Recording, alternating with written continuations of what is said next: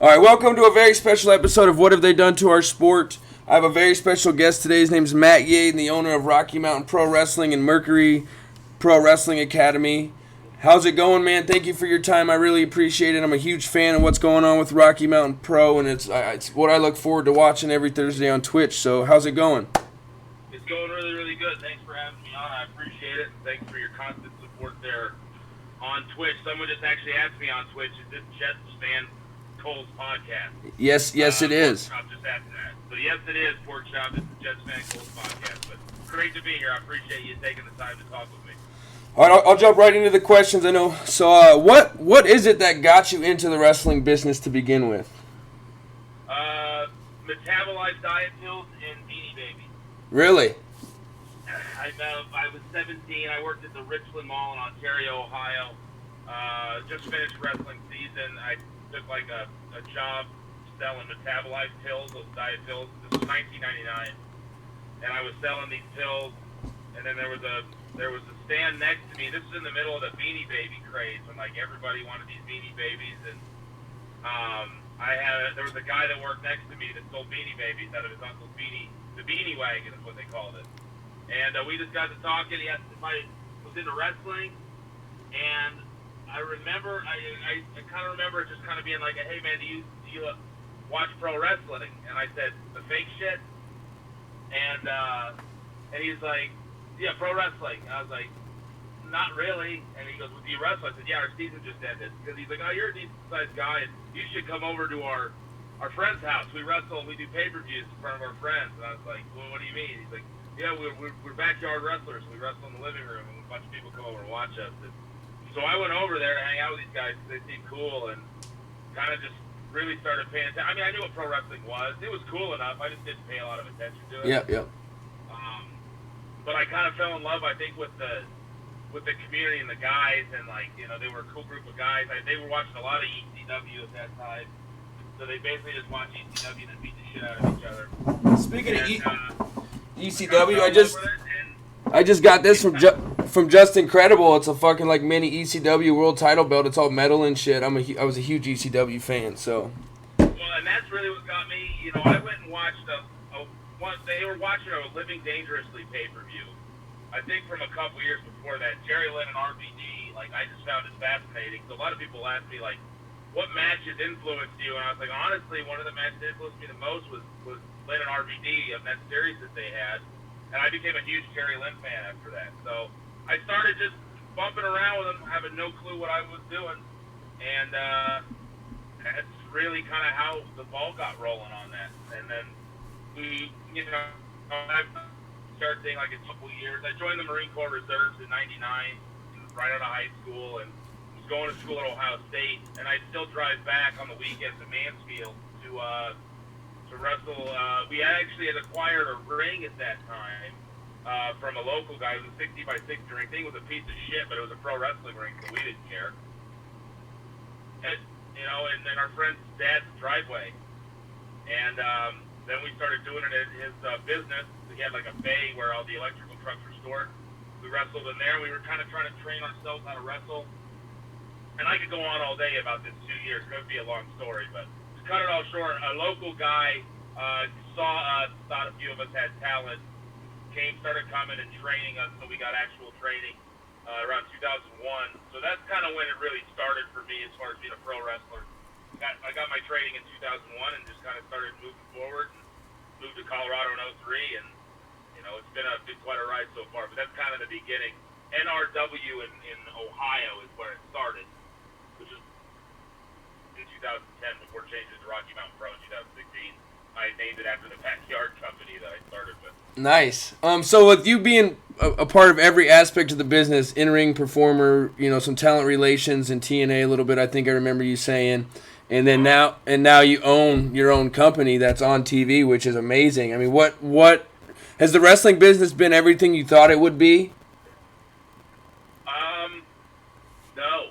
I mean, I didn't know. I guess not in a bad way. I didn't know what I thought it would be. I had no clue what I was getting into. I wanted to play Major League Baseball. That's what I wanted to do. So I grew up thinking I was going to be the catcher for the Texas Rangers. Like, that was my dream.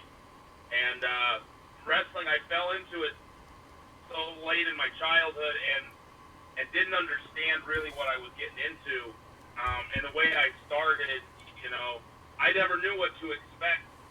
And then as time went on, I fell in love with the performing and everything that goes with it, and the physicality. And I love sport, and I love competition, and I love just being physical. So all those things, yes, it was what I expected, but what goes on behind the scenes, all the stuff I would have never understood because I didn't pay attention to it. That's really what I fell in love with more than being a super fan of wrestling. I fell in love with how it was put together and the camaraderie between the guys and the girls and how you structure everything. I always kind of had an interest in that end of it. And I felt I was naturally pretty good at it. But I don't know if early on I ever thought I'd make a living at it. I was just having a good time wrestling around with my buddies, doing stupid shit. And it turned into something pretty remarkable later on because I just decided, it was really not until about 07, between 07 and 09, somewhere in that area, that I went, oh my God, I do want to do this for a living. Yeah. I got to quit screwing around, I want to pursue it. Running a promotion in a wrestling school was never, ever anything I expected to do or wanted to do. So in that regard, it's completely different than what I expected. And that's kind of a great segue into my next question. Going from just being a wrestler, and I don't mean that as just a wrestler, but going from just being a wrestler to an owner and a wrestler, what was the hardest thing to get used to doing both at the same time? Just having the brain power and the organizational skills to bounce back and forth between performing, putting things together, promoting, running the business, selling sponsorships, advertising. It's just everything. It's a lot for one person to do. And I was given a warning, kind of a heads up by people that you kind of start, at some point you got to pick which one you're going to do. It's really hard to do both. It's why when you look at I use baseball terms a lot because I'm a baseball fanatic. But, that's fine. When you look at player coaches don't exist anymore for a reason. Like there were guys back in the day that played and managed at the same time. And I think in wrestling, it's funny because Severino Corrente actually used that term in a promo he did on me. It was like the player coach is coming out of retirement. And that's basically what it is. And it's having to focus on all of the behind-the-scenes stuff and still be able to give fans that are paying money to see you and tuning in to watch you the matches and the entertainment that they deserve. So I just think it's the balancing act. For a guy like me who is not organized, I'm not the smartest guy in the world. This all exists by sheer will and just the unwillingness to give up. That's why this exists. So I naturally struggle with balancing a bunch of things at once, but I love it so much I just do it. Yeah. But it's hard. It's hard. That's the toughest part of it, I think, is trying to. I still want to wrestle, man. I still want to get in there. I've done some commentary on the show, and it's just. At some point, you got to go. I can't do everything. I got to kind of narrow it down to the things that I'm going to do moving forward. So yeah, it's quite an adventure every day. That's for sure. So with our Rocky Mountain Pro's first season is on TV currently going on right now on channel K3, right, in Denver? KCDO channel 3 here in Denver, which you can get on all the different platforms, Comcast, Direct, Dish, and free to air. It's like 3.1 on the antennas, I think. And it's also on Twitch on Thursday nights. Can you tell us the Twitch channel real quick? Yeah, so it's twitch.tv/Rocky Mountain Pro. 8 p.m. Mountain Time, we have a re-air of the Sunday airing of Rocky Mountain Pro Charge, and we do it. The cool thing about Twitch is we do it with live interaction with the fans. So you get the original show as seen on TV, but then you'll get myself and Over Easy Steve will sit there, and we'll kind of interact with fans and talk to them about that. Can you tell us what it was like the first time you saw your creation on a TV screen? Surreal. I couldn't believe it was happening. We had been through a lot. We were kind of screwed over by a national television network a couple years ago. The quarry, the way you see it set up and the newer belts and all that stuff came because we signed a national TV deal in August of 2016 when we changed the name to Rocky Mountain Pro. We were promised all sorts of stuff that never happened. and spent a lot of money and put a lot of time into getting that together. Which is why I get so testy as people bag on Vince Russo online because they have no idea the amount of time and effort and care he puts into this place, and his own money that he threw at that, of thousands of dollars that he put in of his own money to try to keep us afloat when all of that stuff fell apart. We spent a couple years trying to recover from that, and then we ended up on TV anyway in a better situation here locally. So it was just a surreal experience to go, wow, we actually pulled this off, because it is hard to get a show on television. It's really hard. We've been doing it on online for 4 years by that point, but terrestrial television ain't an easy game, so it was surreal is honestly the only way I can describe it, I think. Man, you keep giving me awesome segues, so I really appreciate that. How did you meet Vince Russo? So I worked at TNA from 2012 to 2013, and he had left right before I got there, I think. But when I was back here, we did a seminar in April of 2016 with Mickey James and Nick Aldis had come out, and they were doing their superstar seminars, and they came out for a 2-day seminar and wrestled at Never Broken, and asked me if I knew Vince because he lived in Westminster, Colorado, and I said no, I'd never met him, and they asked why I hadn't reached out to him, and I was just like, because I'm just running a small little promotion, man. I couldn't, I can't afford to hire, Vince Russo of all things. So they said you should talk to him anyway. They went and had lunch with him before our show. They brought my name up. They said what I was doing, and Vince said, "Yeah, have him call me. It was worth at least talking." So he called me, or I'm sorry, I got his number. I called him. We had a good conversation. We hit it off real well. I went and met with him in Broomfield. We had lunch, I think. Talked a little bit. He came down to the school, met everybody there, and was impressed with what we were doing and all the amount of people that looked like wrestlers, and the amount of people that were there, that were just there in general, and what we were trying to do. And he had met, Hoodie, and they hit it off real well. And we just decided, let's give this a shot. So I hired him as a talent development coach at the school, and he started writing our little online TV show. So that's kind of how that relationship formed. And he's quickly become one of my best friends. He's truly a great guy, and he really, really cares about the people that he works with. Yeah, I'm going to say something about him real quick. He's actually the one who got me started in podcasting. I've never done a podcast before, and he was my first guest. Like, he gave me that time. Unfortunately, the person I used to work with deleted my video, so I don't have any video of it. But I'm actually going to be in Denver on August 17th, the weekend of August 17th, and he said he's going to give me his time again to sit down with me in person. So, you know what I mean? That just shows what kind of guy that person is. So that's pretty sweet. Do you have any funny, crazy rib stories you can tell us from back in the day when you were in locker rooms and stuff? Oh, man. Probably off the top of my head. I don't know. I don't know if there's anything I should, there might be some stuff I shouldn't talk about. Crazy rib stories from the locker room. Not really. I sound boring. I can't think of anything. No, that's all right. I mean, there's been funny stuff that's happened. We'll come back to it. Let me think a little bit, because I don't know. Stuff that I've seen and road story. I mean, Mario Banger's promo that he used to do, he doesn't do it as much anymore, but he does his millions of years ago segment. Millions of years ago we were hunter-gatherer and blah, blah, blah, blah, with the no sugar shit. Yeah. And we were driving to Utah, and it was me. My daughter was with us, too. I think Mario and I were in the front.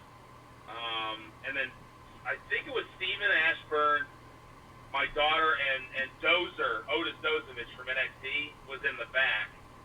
And so my poor little, 10-year-old daughter's, squished between these two huge guys. And every time we take a corner, Dozer'd, lean on her, hey. So, but Mario is, if you ever talk to him, that's like a, he had an idea for a store he was going to open that I think was all sugar-free stuff. That was his focus. Sugar-free was the name of the place. And he played for us the promo. He's like, I got the promo that I'm going to play. And it was just him reading this millions of years ago, we were hunter-gatherers and all this shit. So I just kind of started laughing, and I said, dude, you gotta read that while walking to the ring, you know? And we were kind of joking, and we were like, dude, you gotta, like, you should walk to the ring and have, like, church music in the background, and you start this, like, sermon where you're talking about being a hunter-gatherer, and he did it. Like, he started doing it, and that became his shtick for a while, was, like, walking to the ring, reading this. The promo was, like, 5 minutes long, dude. Like, he sounded like, hey, this is my quick promo for the business. And it's like 5 minutes of him saying nothing that makes sense. That's the type of stuff that guy does. So, or the time he was in the Denver Art Museum when we did our wrestling show there, and he was showing a kid a samurai suit, telling the kid that that was the inspiration for Darth Vader, because he can't say Darth Vader. And he started arguing with this kid. This kid's like, it's Darth Vader. He goes, Darth Vader, that's what I said, Darth Vader. Most of my stories would probably, that's online somewhere, I recorded it, but most of my stories would probably be of Mario being an idiot. So to me, this is just another example that hard work pays off and taking chances is a must. Did you ever expect Rocky Mountain Pro to come this far? No.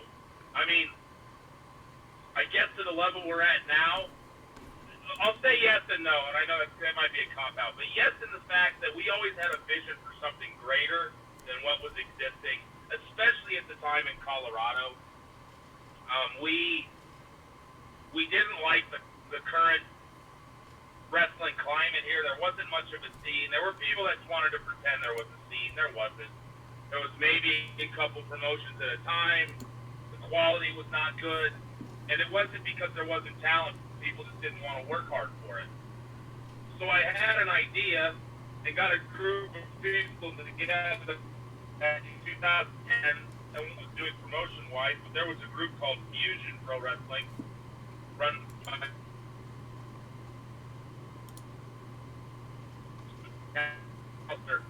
school, and he ran Fusion for about 7 years, and he ran it seriously. He was a serious wrestler. He went to OVW for a little bit. He had gained a lot of respect within wrestling. A very talented guy, you know, Les Thatcher and Dr. Tom Pritchard, and those guys like knew about him, and they kind of, you know, they would put over his school out here, the Altitude Pro Wrestling Academy. It was the only thing that was, as far as quality pro wrestling that existed out here. Once that closed down, there was nothing. So we came into it just wanting to make pro wrestling better. But television and having Vince Russo write for me, and now the Twitch partnership, and other things that we've got in the works. You know, we were on the Fight app for a while. We're back on the Global Wrestling Network app, you know, Anthem Sports, you know, Impact Wrestling app. That stuff, like, I'd like to say, oh, yeah, I knew the whole time, man, that we were going to be doing great stuff like that. But I knew we wanted to do something better, and we do great stuff. But to the level that it's happened and continues to grow, I don't think that any of us ever expected that. Yeah, I mean, so as you said earlier, I follow you on Twitch regularly all the time, you know, and I saw the other day you guys were on the main page. You had, what, 10,000 viewers on your page? I mean, that's amazing, you know what I mean? It was insane. Seriously, I didn't know what to do with myself. I was watching that ticker go up, and I was like, oh, my God, like, there's 10,000 people in this room. Then we got the unique viewership number, and the unique viewership of people that had come in and at least watched. Like, that's insanity to me. And then, you know, we were on the front page. You're cutting out a little bit. So the live shows are very basic, stripped down. Their matches, they're 2 webcams, and then the overlay with the commentary guys. And I think we hung around 5,000 both nights. You know, like 96,000 and 84,000 respectively on the unique views. Like, that's incredible, you know, that Twitch has really given us a wonderful opportunity. We're honored that they have us partnered with them, because that's hard to do. It's hard to get partnership with these guys. So we want to deliver the best products we can for them and make sure that they know that they made the right choice. But these are things that I would have never been able to predict. And I'm going to ask you that one cliche question. Who is your favorite wrestler of all time? Macho Man Randy Savage. Is there... Me. Go ahead. Go ahead. No, I was just going to say, is there a reason why he stood out to you more than anybody else? Right. yeah, that's, to me, you know, he's the one guy. I didn't watch wrestling much as a kid. I knew of wrestling, and I had a friend that loved Hulk Hogan when I was a kid in Corsicana, Texas, and my buddy Jeremy loved Hulk Hogan, and I remember he would watch wrestling on Saturday nights, I believe it was, when I'd spend the night at his house, and he loved Hulk, and I remember seeing the Macho Man. I was like, wow, this guy's cool. And then the Slim Jim commercials. I remember watching his appearance on Arsenio Hall. I used to watch the Arsenio Hall show all the time. But to me, he epitomizes everything that pro wrestling is. Like, the Macho Man had all bases covered when it came to what a pro wrestler is. He had the pomp and circumstance, which is actual theme music, so that makes it even better. But he had it all. Like, he had the gear, the over-the-top flamboyant gear, and then the colors, and the cowboy hats and the glasses, and he had the gorgeous woman, and he had the voice, and he had the promos, and the athletic ability. He seemed ahead of his time. I just think that when you think of pro wrestling and you think of all of the tools that you need to have, or what all the different pieces that make us great pro wrestlers, most people don't have all of it. And I think the Macho Man kind of covered everything that pro wrestling covers. That appeals to fans of the in-ring action, and appeals to the fans of the over-the-top entertainment, larger-than-life personas. And he was a guy that everybody knew, that even if you didn't watch wrestling, you knew who the Macho Man was. So those are the reasons that I think, like, he really stood out to me. And then as I got into it, I started going back and watching more of his stuff, and I really loved his late WCW run stuff, kind of biker Macho Man stuff, the stuff he did with Gorgeous George, and like, I don't know. I just think he covered all angles of being a pro wrestler and entertaining people. So that's why. So, as I've heard, you have a good relationship with Al Snow. You guys are like buddies and stuff. Where did that build, and how did that continue on? So he was my boss actually at TNA. I got the people saying hi to me on Twitch here, trying to say hi to him. You're good. Man, it's not working. I'm trying to type it in there. Hey, strong dad. All right, there we go. Trying not to break away from the interviewer. He helped get me the internship at Impact, and I had met Al Snow at an OVW WWE tryout in, like, I think it was 2009 maybe, and it was a quick, like, we did the interview, or we did the promos, and it was Al Snow, and we always, had a ton of respect for him. And he was doing the promos, and we cut the minute promo, and he just said, he pointed to his heart, he said, speak from here, not from here, and that was the only interaction I'd ever had with him.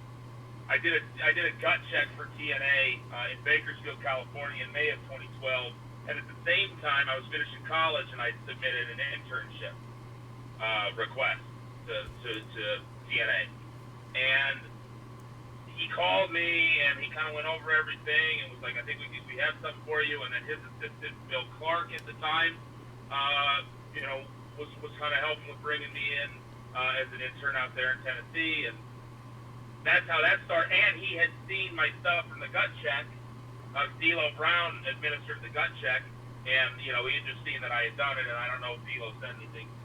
But he helped get me in there, and really went out of his way while I worked at Impact to try to help me, knowing what I really wanted to do. I still wanted to be an in-ring guy. I took the office job. The internship turned into an office job. But Al Snow, I saw him every day. He would watch stuff with me. He'd go over my matches with me. He never spared the truth from me. Like, if it was shitty, he would tell me it was shitty. He never worried about hurting feelings. And I always knew that he was coming from a place to try to help me out. So the relationship just developed over that year I was there. And we just stayed in contact over, once I left. And I started building Rocky Mountain Pro, which again was NRW at that time, and the school. And I could always call Al Snow and ask for advice, and he's always willing to give it to me. And he's a great friend of not just me, but this place. So there's some people in wrestling that I say have had the biggest influences on me, that have gone out of their way to make my career possible, really. And it's Al Snow, Vince Russo, Brutal Bob Evans, and Kevin Kelly. Like, those are probably the four most instrumental guys that I put them in that camp because all four of those guys, I know I can call and get advice from any time, and I know truly care about me and the people here. So that's how that relationship developed, and it continues to develop. See, Al Snow's always stuck in my head because I mean he got a plastic head over. You know what I mean? That was the most entertaining part of this show, and I will never forget that. I mean, I'm only 27, so I was pretty young back then when he was doing that stuff, and it's always stuck with me. So that shows you the kind of talent that guy's got. Absolutely. Who was? He's very smart. Oh yeah, he's very smart. Who was? Didn't he start collar and elbow on his own? He did. You can see I'm wearing the collar and elbow shirt right now. Yep. He and that's a pretty successful business for him there. Everybody's. It seems to be working out pretty good. By the way, go to collarandelbowbrand.com and put in code RMP to get your stuff, or Mercury. RMP or Mercury get you 10% off. Yeah, he started this brand. These shirts are real comfortable. He called me, asked if I wanted to be a part of it, and I said, of course. And so I'm trying to help promote their brand, and he's always trying to help promote my brand. So it was only a natural fit for me to do that. He now owns OVW. He's keeping that going.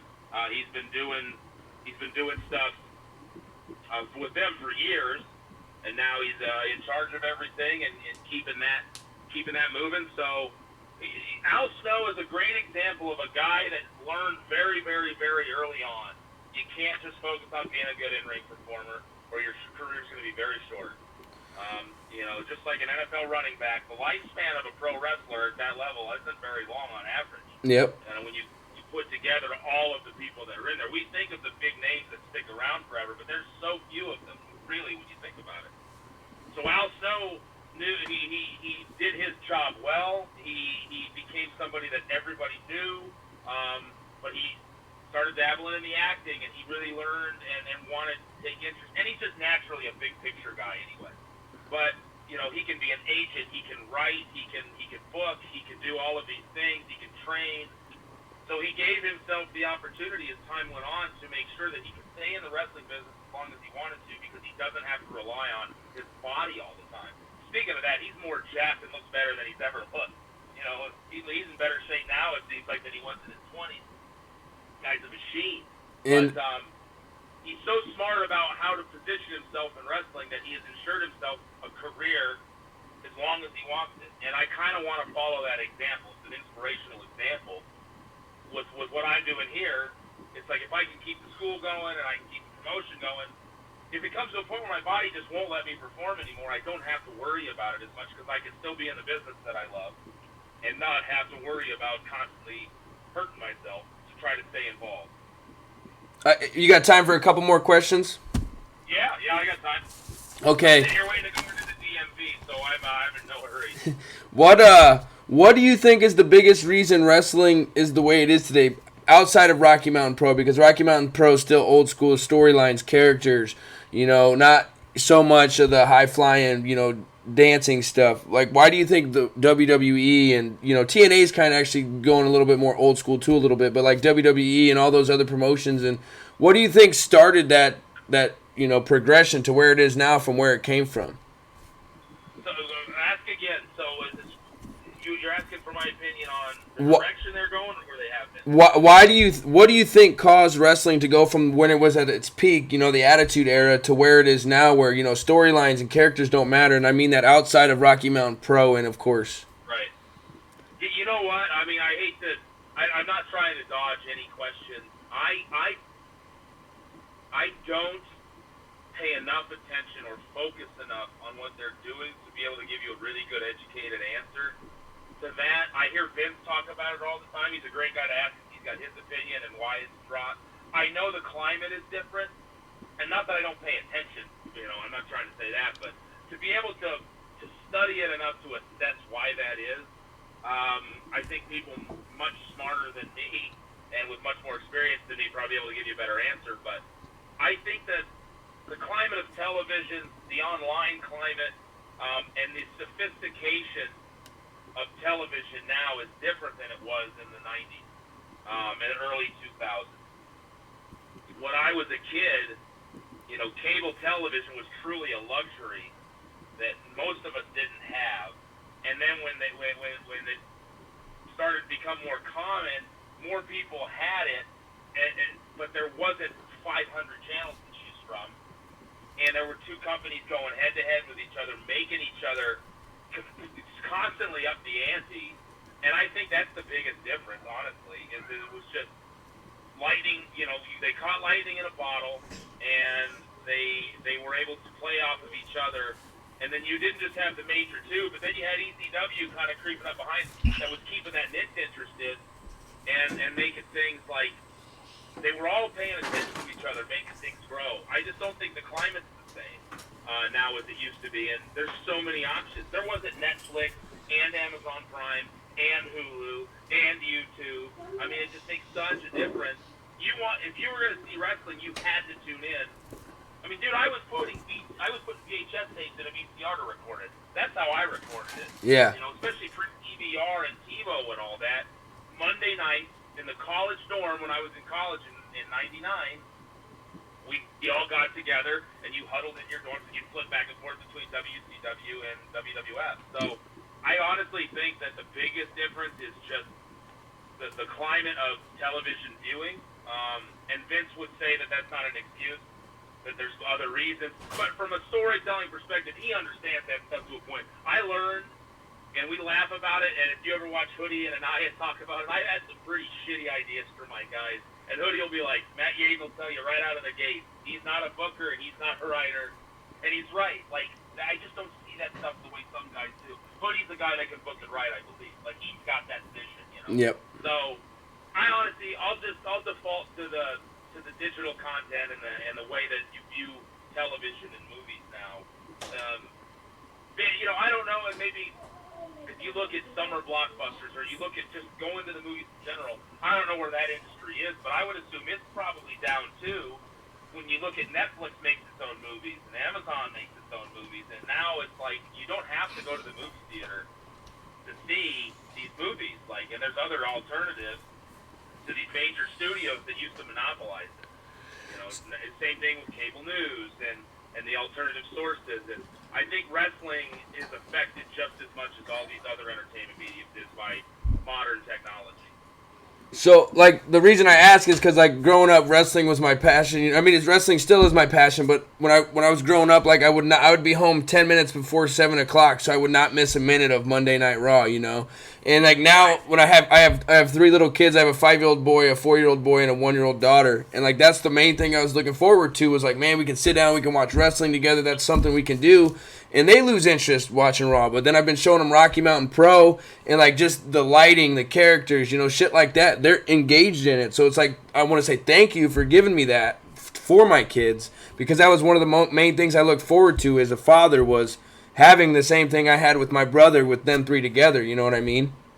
So that's awesome to hear. It's good. I appreciate that. So So that's what I mean. On Thursday nights, we turn on my Xbox, we watch Rocky Mountain Pro for an hour, and then they go to bed. And when I try to get them to watch Raw, they won't even sit down for 25, 30 minutes. But when they know it's Rocky Mountain Pro time, they're engaged, and I really, really appreciate that. So. Well, I think, and you mentioned the time, and maybe I'm glad you said that. 3 hours is a long time to hold anybody's interest for anything. Yep. Wrestling or music. I've seen some really good movies that once they break that 2-hour mark, you start to kind of, oh my God, all right, I get it, So I think that has a lot to do with it, man. I'm gonna to give those guys credit, man, it's got to be hard to fill 3 hours. 3 hours for Raw and 2 hours for SmackDown. Yep. So that's 5 hours of programming, original new programming that these guys have to book and write every week, and there's no break. It's not like they get a couple months where in between seasons. Pro wrestling writers are so underappreciated and so people don't understand how hard it is to constantly be coming up with stuff. When you are I've seen this before, they're just rehashing the same storylines.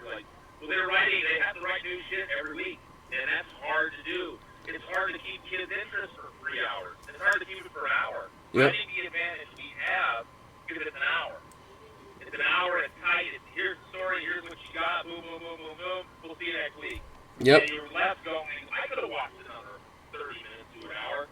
But when you go 3 hours, it's really hard to get people at the end of hour 3 still really engaged and excited.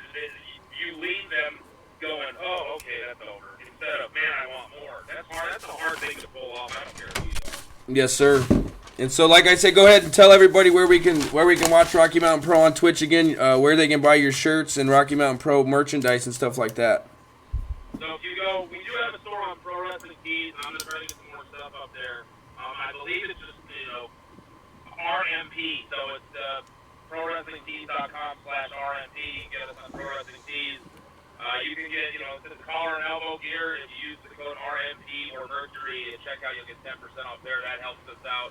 If you want to watch the show locally, KCDO Channel 3 here in the Colorado area. It reaches pretty much the whole state up into Wyoming, and I think it hits some parts of Nebraska.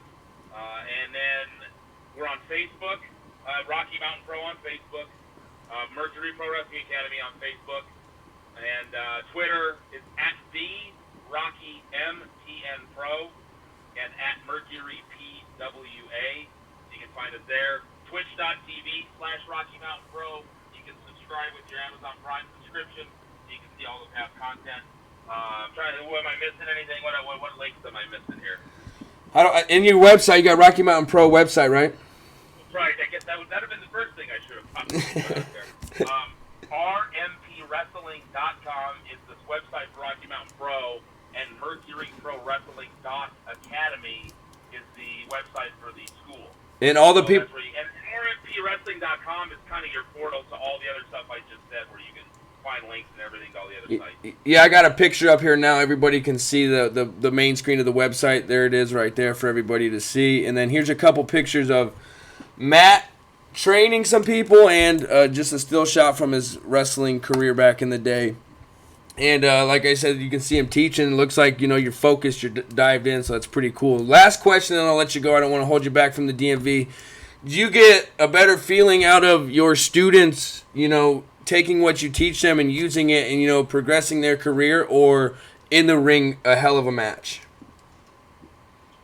As far as what means more to me or what I take most out of? Yeah, what means more to you? Like you having a fucking Dave Meltzer 5-star match, or, you teaching somebody and them using what you teach them and progressing their career? The latter. And to add to that, how they feel doing it. People are living dreams here, The vast majority of people that take a shot at this will never make a living and will never do much with it. It's very, very, very difficult. And I'm honest with people when they come in about that. But seeing the thing that means the most, when you watch a student wrestle for the first time, that first time I did that, when I stood in the back and Hoodie and I were watching Stephen Ashburn, man, was the first student that we trained from beginning to when he got on a show. And watching him and Mars, who was my tag partner at the time, watching them perform on a show was the greatest feeling I'd ever had in wrestling, and it still feels the same way. Seeing guys and girls live a dream, see them have an opportunity that I didn't have or others didn't have because we didn't have a school like this when we were going. That's, the 5-star match, cool. If that happens, great. But that's not really what I care about. Go out there, perform, do well, make us look good, make us look like we know how to train you, make yourself look good. But seeing people choke up and seeing the look in their eyes when they're getting to go perform, they're getting to wrestle, they're getting to do, what they want. A great example, and there's a lot of them, but there's a guy who's 40 years old that wrestles for us, and he's the nicest guy you've ever met. And there was a joke all the time. He was struggling with training. I mean, it just doesn't come natural to him. He's a small guy, has a great look, but it wasn't clicking with him sometimes, and took him a while to get promoted shirts, and it took him a while to really get things moving, and the coach were really behind him, and we really wanted him to succeed, and we just kept pushing and pushing and pushing and finding stuff, and he would always laugh, and he'd screw something up or I'd say something, like, it's okay, 6 months from today, I'll be good, 6 months, and every time we trained, it was always 6 months from now, 6 months. We did that for 2 years, and I'll just say, it's J.K. Pop, J.K. Pop. Yep.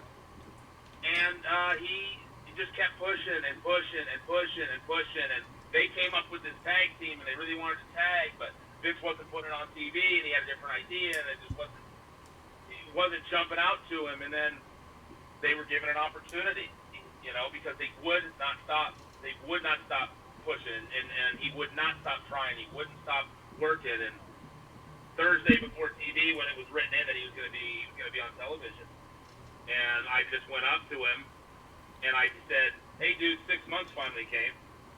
And he started tearing up. He didn't know what to say, and he just said, "Thank you." And I gave him a hug, and it was like, that's the shit that means the most. And then after the show, we were standing having a meeting, and somebody yelled out, "Hey, TV debut," and dude, you could just see it on his face, like this guy, like, was living his dream, and he did it in his late 30s. He started in his late 30s. So that's the stuff that means the most. And there's stories like that all over the place with these people at the schools that just they don't give up, and they work, and they're team players, and they get rewarded for it. And I don't know a lot of people as adults that get to do what we do and get to live this dream. So definitely the not the 5-star matches. It's the human element of this thing that means the most. So. And that's awesome, and I'll leave it at that. So I'm going to go ahead and say thank you so much for your time. I really, really appreciate it. Keep doing what you're doing, Rocky. Like I said, Rocky Mountain Pro is a way for me and my kids to do what I've always wanted to do, so I really, really appreciate that. And I will be in Denver the weekend of August 17th, which I know you guys don't have any shows. This is like the third time I've been there and missed you. You got a show the week before the 11th, which actually I got Ben Hameen's shirt on, and he's going to be there, right? Yes, he is. Ben Hameen coming in. Maybe we'll see some of the $5 face flaps. Oh, man, that's awesome. And then, maybe I can come down if you don't mind, check out the school and shit just to give it a look. I've never seen anything like it, so. Oh, absolutely. Definitely come in anytime, man. We'd love to have you in there. If you want to interview a few guys while you're there, and you want to talk to some people, and you want to, get some content for yourself, and we can't thank you enough, man. Guys like you, and I don't think you realize that when you guys do these podcasts and you guys come onto this channel and you talk to us, and it helps us so much, and it's exactly why we do this. So you are welcome anytime. You and I don't know if you know the Tapped Out Wrestling Podcast. Those guys over there last year drove all the way out here to be part of Milestone. Like, we're here for you guys, and we appreciate it. So you are welcome anytime to come in, talk with us, interview, ask questions, whatever will help you out. I'm gonna go ahead and plug my stuff to your Twitch viewers if you don't mind. Yeah, go ahead. I've interviewed. Lucky to put your link up. I've interviewed Ben Hameen recently, Kenny Bolin. You can check out all my previous interviews on Cole Sports Corner Podcast on YouTube. I'm available on Apple products on Apple Podcast at Cole Scharff, ColeScharff, and as well as SoundCloud, same name, Cole Scharff. I know not very creative, but I didn't expect this to go where it's gone so fast, so I got to get on that stuff too. But again, thank you very much. I can't wait to see what else you guys put out on Twitch and for next Thursday. I really appreciate it, Matt. Hey, no problem. Thank you, and we'll keep this thing growing, man. And who knows where we're going to be in the next several years. So